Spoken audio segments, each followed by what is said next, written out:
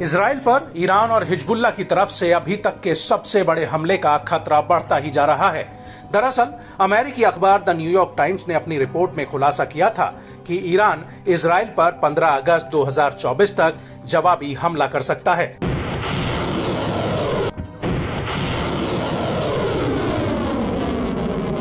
लेकिन इस सब के बीच इजराइल के उत्तरी बॉर्डर पर हिजबुल्लाह ने कोहराम मचा रखा है और अब ऐसा लग रहा है कि इजराइल के ऊपर ईरान और हिजबुल्लाह की तरफ से डबल अटैक होने जा रहा है।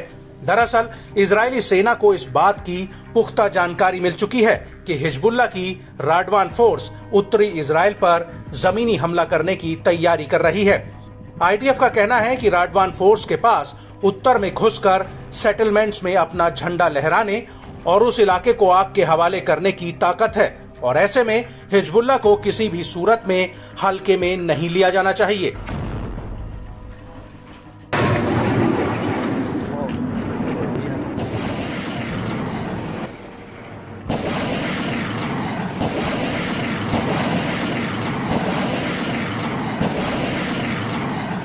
लेकिन इजराइल पर कोई बड़ा हमला करने से पहले हिजबुल्लाह हर सेकंड में उत्तरी इजराइल को अपने हमलों से दहला रहा है और अब इसी कड़ी में हिजबुल्लाह ने हर एक मिनट में उत्तरी इजराइल पर 6 बड़े हमले किए हैं, जिससे इजराइल दहला हुआ है। हिजबुल्लाह का कहना है कि ग्यातौन में बने नए 146वीं डिवीजन के हेडक्वार्टर को ग्रेड रॉकेट के साल्वो से उड़ा दिया गया। हिजबुल्लाह का यह भी कहना है कि उसने 12 अगस्त 2024 की सुबह इस हमले के बाद मैतुला सेटलमेंट में कई राउंड रॉकेट और गोला बारूद दागा है और इस हमले के कुछ घंटों बाद सुमाका मिलिट्री साइट पर गोला बारूद से हमला किया गया और शाम होते होते करीब 7:15 पर हिजबुल्लाह ने हनीता मिलिट्री साइट के करीब इजरायली सैनिकों के ऊपर बड़ा हमला कर दिया। हिजबुल्लाह के मुताबिक इस दौरान अल अलम मिलिट्री साइट पर भी हमला किया गया है और अल मलिकिया साइट पर तो सीधे रॉकेट हमला किया गया, जिससे आईडीएफ को भारी नुकसान हुआ है। वहीं हिजबुल्लाह के इन हमलों के बीच इजरायली सेना के chief of staff lieutenant general Herzi Halevi ने आईडीएफ की एक बड़ी बैठक की है, जिसमें उन्होंने कई मोर्चों से युद्ध की योजना को मंजूरी दे दी है।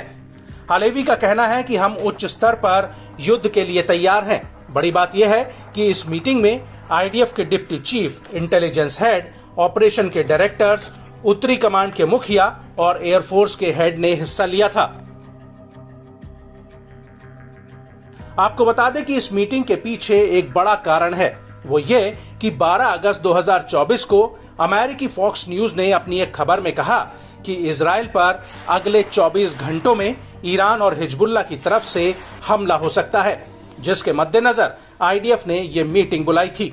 इसको लेकर इजराइल के रक्षा मंत्री योव गैलेंट का कहना है कि हम सतर्कता और तैयारी के दौर में हैं। तेहरान और बेरूत से खतरा हकीकत में कभी भी बदल सकता है और सभी को इसके बारे में तैयार रहने के लिए बताना जरूरी है। और सतर्कता का मतलब ये नहीं कि हम खौफ और दहशत में हैं।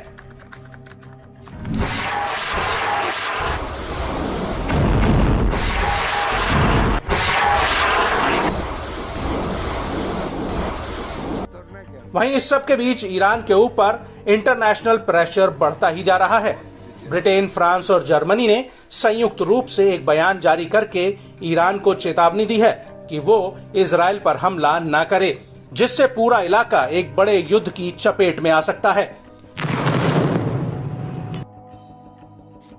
तीनों देशों ने अपने बयान में कहा कि हम गंभीरता से इस क्षेत्र में बढ़े हुए तनाव को लेकर चिंतित हैं और तनाव कम करने और इलाके में स्थिरता को लेकर अपनी प्रतिबद्धता पर एकजुट हैं। इस परिप्रेक्ष्य में और विशेषकर हम ईरान और उसके सहयोगियों से कहते हैं कि वो हमला करने से बचें, जिससे इलाके में और ज्यादा तनाव न भड़के और गाजा में युद्ध विराम के मौके और इजरायली बंधकों की रिहाई की बातचीत लड़खड़ा न जाए।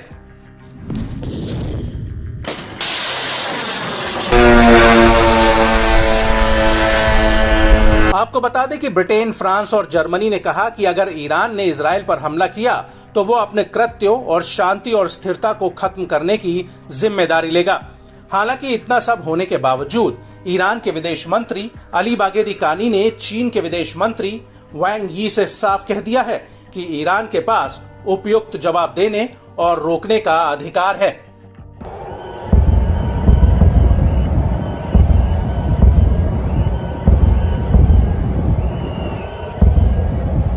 आपको बता दें कि ईरान से बढ़ते खतरों को देखते हुए इजराइल काफी चौकन्ना हो चुका है और ईरानी अटैक को लेकर अमेरिकी अधिकारियों ने भी कहा है कि ईरान की तरफ से इस हफ्ते हमला हो सकता है।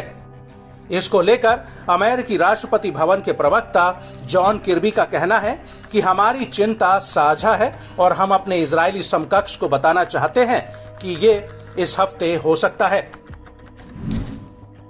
आपको बता दें कि जॉन किर्बी ने साफ कह दिया है कि अमेरिकी ईरानी हमले के लिए पूरी तरह से तैयार है।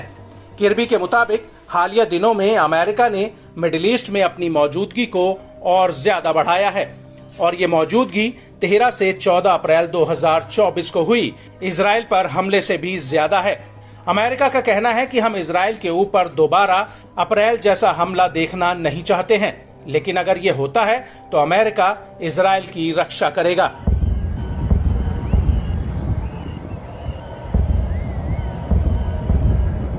would just say a couple of things. Number one, we still believe a ceasefire deal is the best way to bring this war to an end. Look, when the Supreme Leader says he's going to avenge, we have to take that seriously. Now, I don't know what they're going to do or when they're going to do it, but we got to make darn sure that we're ready and that we have the capabilities in the region to be able to help Israel defend itself and, quite frankly, defend our own people, our own facilities, our own national security interests. We've also been very, very consistent about proving, not just with words, but with action, that we're going to stand up and defend Israel. I mean, on April 13th, when Iran launched 300 missiles and drones, the United States had aircraft, fighter planes in the air to knock them down. We've now added additional naval and air assets to the region to help defend Israel again. I think we've proven time and time again that we're going to support Israel.